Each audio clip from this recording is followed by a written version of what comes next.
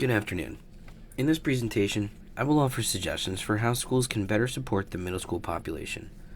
My recommendations are based on what I learned in this course about early adolescent development, middle school philosophy, and effective educational practice. Middle school students are at a unique developmental stage, and schools are most effective when they respond to that stage intentionally, rather than treating middle school students as either older children or younger high school students.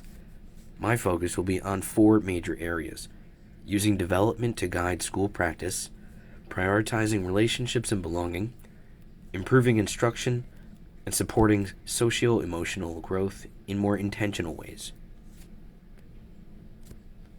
My first recommendation is that schools let adolescent development guide school practice more intentionally. Early adolescence is a unique stage of life.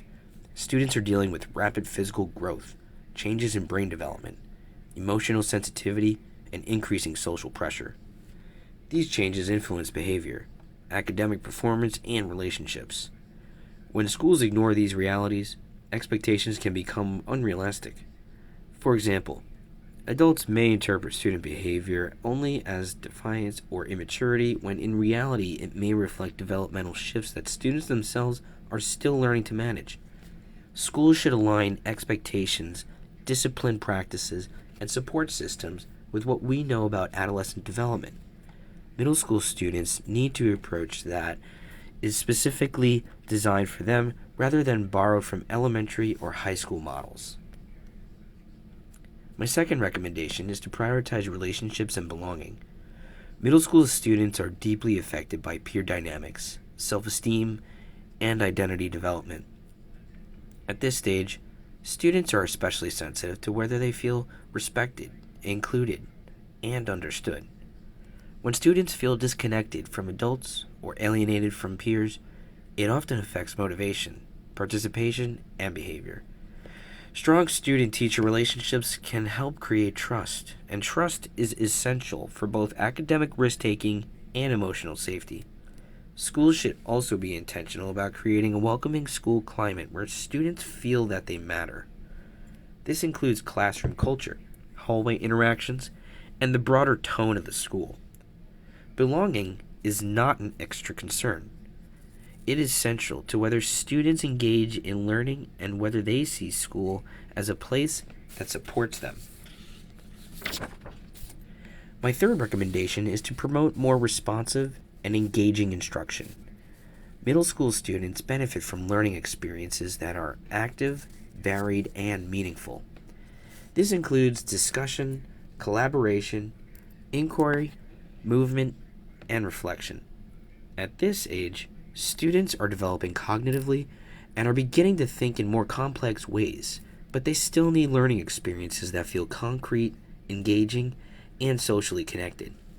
Schools should support teachers in moving beyond passive instruction whenever possible. This does not mean abandoning academic rigor. It means designing rigorous learning in ways that students can actively engage with. Schools should also recognize that middle school students develop at different rates and learn in different ways.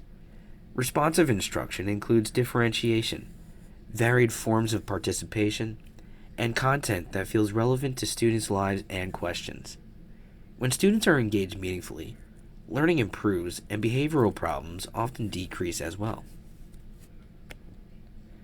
My fourth recommendation is to support socio-emotional growth more intentionally. Middle school students are learning how to regulate emotions, handle stress, communicate effectively, and build their sense of self. These are major developmental skills, and schools should not treat them as secondary to academics.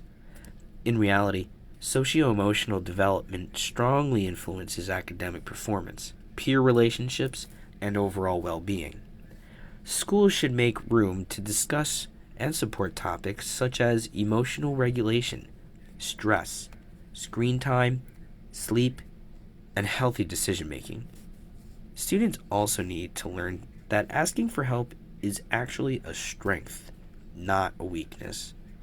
Advisory periods, counseling support, and social emotional learning structures can help schools address these needs more intentionally. When students are supported emotionally, They are more likely to be ready to learn, participate, and build healthier relationships with others.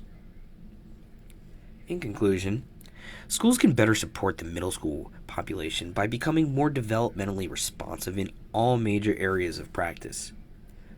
Development should shape decisions. Relationships should be treated as essential.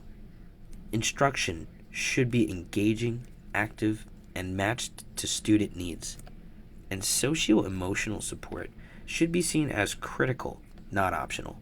Middle school is not simply a transition period between elementary and high school. It is a powerful stage of growth that deserves its own thoughtful and intentional approach. When schools support students more fully during this stage, they create better outcomes academically, socially, and emotionally. Ultimately, improving how schools handle the middle school population means seeing students more clearly for who they are, what they are experiencing, and what they need in order to thrive. Thank you.